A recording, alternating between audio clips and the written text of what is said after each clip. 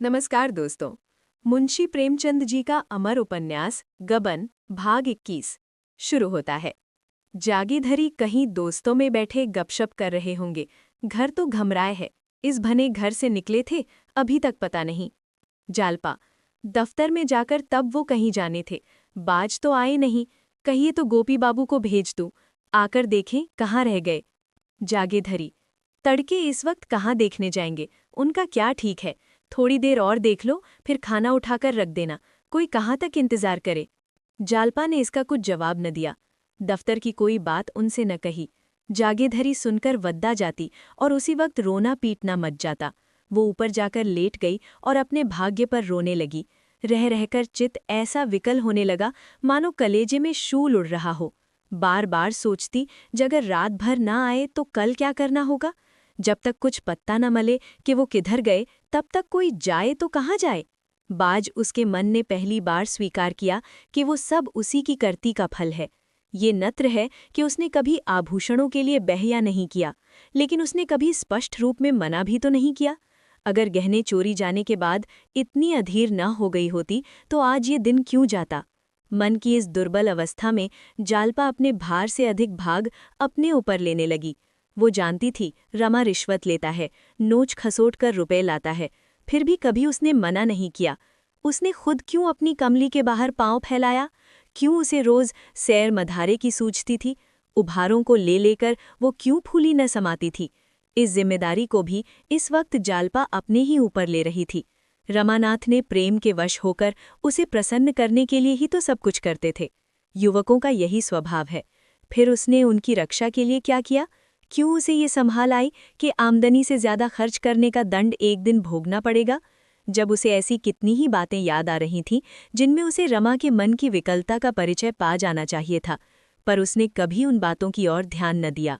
जालपा इन्हीं चिंताओं में डूबी हुई न जाने कब तक बैठी रही। जब चौकीदारों की सीटियों की आवाज उसके कानों में आई तो वो नीचे जाकर जागेश्वरी से बोली, वो तो जब तक नहीं आए, आप चलकर कुछ खामो लीजिए। जागेश्वरी बैठे बैठे उबकियां ले रही थी। चौंक कर बोली, कहाँ गए थे वो। जालपा वो तो जब तक नहीं आए। जागेश्वरी जब तक नहीं आए, आधी रात तो हो गई होगी। जाते वक्त तुमने कुछ कहा भी नहीं। जालपा कुछ नहीं। जागेश्वरी तुमने भी कुछ नहीं कहा। जालपा मैं भला क्यों बचती। जागेधरी तो मैं लालाजी को जगाऊं। जालपा इस वक्त जगाकर क्या कीजिएगा, आप चलकर कुछ खामो लीजिए। जागेश्वरी मुझसे जब कुछ न खाया जाएगा। ऐसा मनमौजी लड़का है कि कुछ कहा न सुना, न जाने कहाँ जाकर बैठ रहा। कम से कम कहला तो देता कि मैं इस वक्त न आऊंगा। जागेश्वरी फिर लेट रही, मगर जालपा उसी तरह बैठी रही। यहाँ तक कि सारी रात गुजर गई, पहाड़ सी रात जिसका एक एक पल एक एक वर्ष के समान कट रहा था। 1 सप्ताह हो गया, रमा का कहीं पता नहीं। कोई कुछ कहता है, कोई कुछ। बेचारे रमेश बाबू दिन में कई कई बार आकर पूछते हैं। तरह तरह के अनुमान हो रहे हैं। केवल इतना ही पता बताता है कि रमानाथ 11 बजे रेलवे स्टेशन की ओर गए थे। मुंशी दयानाथ का बयान है, यद्यपि वे इसे स्पष्ट रूप में प्रकट नहीं करते, कि रमा ने आत्महत्या कर ली। ऐसी दशा में यही होता है। इसकी कई मिसालें उन्होंने खुद आंखों में देखी हैं। सास और ससुर दोनों ही जालपा पर सारा इल्जाम थोप रहे हैं। साफ साफ कह रहे हैं कि इसी के कारण उसके प्राण गए। इसने उसका नाके दम कर दिया। पूछो, थोड़ी सी तो नाकी आमदनी थी, फिर तुम्हें रोज सैर सपाटे और दावत तवाते की क्यों सूझती थी। जालपा पर किसी को दया नहीं जाती, कोई उसके आंसू नहीं पोंछता। केवल रमेश बाबू उसकी तत्परता और बुद्धिमत्ता की प्रशंसा करते हैं, लेकिन मुंशी दयानाथ की आंखों में उस कृत्य का कुछ मूल्य नहीं। आग लगाकर पानी लेकर दौड़ने से कोई निर्दोष नहीं हो जाता। एक दिन दयानाथ वाचनालय में से लौटे तो मुंह लटका हुआ था। एक तो उनकी मूरत वैसे ही मुहर्रमी थी, उस पर मुंह लटका लटका लेते थे तो कोई बच्चा भी बता सकता था कि इनका मिजाज बिगड़ा हुआ है। जागेश्वरी ने पूछा, क्या है, किसी से कहीं बहस हो गई क्या। दयानाथ नहीं जी, इन तकद्दियों के मारे हैरान हो गया हूँ। जिधर जालो तो उधर लोग नोचने दौड़ते हैं, जाने कितना कर्ज ले रखा है। आज तो मैंने साफ कह दिया, मैं कुछ नहीं जानता, मैं किसी का देनदार नहीं हूँ, जाओ मेम साहब से मांगो। इसी वक्त जालपा आ पड़ी। ये शब्द उसके कानों में पड़ गए। इन 7 दिनों में उसकी सूरत ऐसी बदल गई थी कि पहचानी न जाती थी। रोते रोते आंखें सूज आई थी। ससुर के मुख से कठोर वचन सुनकर विनम्रता उठी, बोली, जी हाँ, आप उन्हें सीधे मेरे पास भेज दीजिए, मैं उन्हें या तो समझा दूंगी या उनके दाम चुका दूंगी। दयानाथ ने तीखे होकर कहा, क्या दोगी तुम? हजारों का हिसाब है, 700 तो एक ही सर्राफ के हैं। अभी के पैसे दिए हैं तुमने? जालपा, उसके गहने मौजूद हैं, केवल 2-4 बार पहने गए हैं। वो आए तो मेरे पास भेज दीजिए, मैं उसकी चीजें वापस कर दूंगी। बहुत होगा 10-5 रुपए तावान के ले लेना। ये कहती हुई वो ऊपर जा रही थी कि रतन आ गई और उसे गले से लगाती हुई बोली, क्या अब तक कुछ पता नहीं चला? जालपा को इन शब्दों में स्नेह और सहानुभूति का एक सागर उमड़ता हुआ जान पड़ा। वो गैर होकर इतनी चिंतित है और यहाँ अपने ही सास ससुर हाथ धोकर पीछे पड़े हुए हैं। इन अपनों में गैर ही अच्छे। आंखों में आंसू भरकर बोली, अभी तो कुछ पता नहीं चला बहन। रतन, ये बात क्या हुई? तुमसे कुछ कहा सुनी तो नहीं हुई? जालपा, जरा भी नहीं, कसम खाती हूँ। उन्होंने नोटों के खो जाने का मुझसे जिक्र ही नहीं किया। अगर इशारा भी कर देते तो मैं रुपए दे देती। जब वो दोपहर तक नहीं आए और मैं खोजती हुई दफ्तर गई, तब मुझे मालूम हुआ कुछ नोट खो गए हैं। उसी वक्त जाकर मैंने रुपए जमा कर दिए। रतन, मैं तो समझती हूँ किसी से नाके लड़ गई हैं। 2-5 दिन में आप पता लग जाएगा। ये बात सच न निकले तो जो पही है। जालपा ने हड़बड़ाकर पूछा, क्या तुमने कुछ सुना है? रतन, नहीं, सुना तो नहीं, पर मेरा अनुमान है। जालपा, नहीं रतन, मैं इस पर जरा भी विश्वास नहीं करती। ये बुराई उनमें नहीं है, और चाहे जितनी बुराइयां हों, मुझे उन पर संदेह करने का कोई कारण नहीं है। रतन ने हंसकर कहा, इस कला में ये लोग निपुण होते हैं, तुम बेचारी क्या जानो। जालपा दृढ़ता से बोली, अगर वो इस कला में निपुण है तो हम भी हृदय को परखने में कम निपुण नहीं होती। मैं इसे नहीं मान सकती। अगर वो मेरे स्वामी थे तो मैं भी उनकी स्वामिनी थी। रतन, अच्छा बनो, कहीं घूमने चलती हो तो तुम्हें कहीं घुमा लाऊं। जालपा, नहीं, इस वक्त तो मुझे फुर्सत नहीं है। फिर घर वाले तो वैसे ही प्राण लेने पर तुले हुए हैं, तब तो जीता नहीं छोड़ेंगे। कहाँ जाने का विचार है? रतन, कहीं नहीं, जरा बाजार तक जाना था। जालपा, क्या लेना है? रतन, जौहरियों की दुकान पर 1-2 चीजें देखूंगी। बस मैं तुम्हारा तैया कमर चाहती हूँ। बाबूजी ने भी कई महीने के बाद अपने लौटा दिए, आज खुद तलाश करूंगी। जालपा, मेरे कंगन में ऐसे कौन से रूप लगे हैं? बाजार में उससे बहुत अच्छे मिल सकते हैं।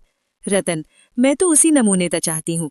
जालपा, उस नमूने का तो बना बनाया मुश्किल में मिलेगा और बनवाने में महीनों का झंझट। अगर सब्र न जाता हो तो मेरा ही कंगन ले लीजिए, मैं फिर बनवा लूंगी।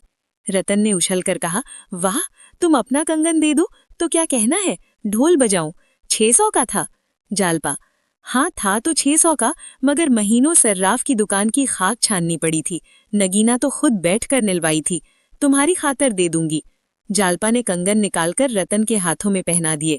रतन के मुख पर एक विचित्र गौरव का आभास हुआ, मानो किसी कंगाल को पारस मिल गया हो। यही आत्मिक आनंद की चरम सीमा है। कृतज्ञता के भरे स्वर में बोली, तुम जितना कहो उतना देने को तैयार हूँ। तुम्हें घास नहीं देना चाहती। तुम्हारे लिए यही कम है कि तुमने इसे मुझे दे दिया। मगर एक बात है, अभी मैं सब रुपए न दे सकूंगी। अगर 200 रुपए फिर दे दूं तो कुछ हर्ज है? जालपा ने साहसपूर्वक कहा, कोई हर्ज नहीं, जी चाहे कुछ भी मत दीजिए। रतन, नहीं, इस वक्त मेरे पास 400 रुपए हैं, मैं दिए जाती हूँ। मेरे पास रहेंगे तो किसी दूसरी जगह खर्च हो जाएंगे। मेरे हाथ में तो रुपए टिकते ही नहीं। क्या जब तक खर्च हो जाए मुझे एक चिंता सी रहती है, जैसे सिर पर कोई बोझ सवार हो। जालपा ने कंगन की डिबिया उसे देने के लिए निकाली तो उसका दिल महसूस उठा। उसकी कलाई पर ये कंगन देखकर रमा कितना खुश होता था। आज वो होता तो क्या ये चीज इस तरह जालपा के हाथ से निकल जाती? फिर कौन जाने कंगन पहनना नसीब भी होगा या नहीं। उसने बहुत जब्त किया, पर आंसू निकल ही आए। रतन उसके आंसू देखकर बोली, इस वक्त रहने दो बहन, फिर भी जल्दी ही क्या है? जालपा ने उसकी ओर बक्स को बढ़ाकर कहा, क्यों, क्या मेरे आंसू देखकर? तुम्हारी खातिर से दे रही हूँ, नहीं वो मुझे प्राणों से भी प्रिय था। तुम्हारे पास इसे देखूंगी तो मुझे तसक्कीन होती रहेगी। किसी दूसरे को मत देना, इतनी दया करना। रतन, किसी दूसरे को क्यों देने लगूंगी? इसे तुम्हारी निशानी समझूंगी। आज बहुत दिन के बाद मेरे मन की अभिलाषा पूरी हुई। केवल दुख इतना ही है कि बाबूजी अब नहीं है। मेरा मन कहता है कि वो जल्दी ही आएंगे, जरूर मर्म के मारे चले गए हैं, और कोई बात नहीं। वकील साहब को भी ये सुनकर कितना दुख हुआ। लोग कहते हैं वकीलों का हृदय कठोर होता है, मगर इनकी तो मैं देखती हूँ, जरा भी किसी की विपत्ति सुनी और तड़प उठे। जालपा ने मुस्कुराकर कहा, बहन एक बात पूछूं, बुरा तो नहीं मानोगी?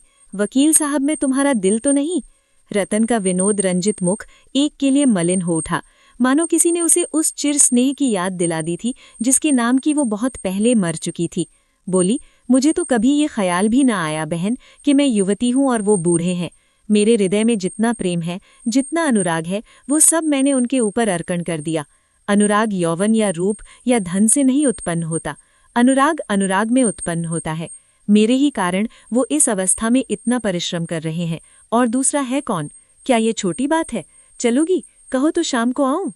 जालपा, जाऊंगी तो मैं कहीं नहीं, मगर तुम जरूर आना। 2 घड़ी दिल बहलेगा, कुछ अच्छा नहीं लगता, मन दान दान दौड़ता फिरता है। समझ में नहीं आता मुझसे इतना संकोच क्यों किया।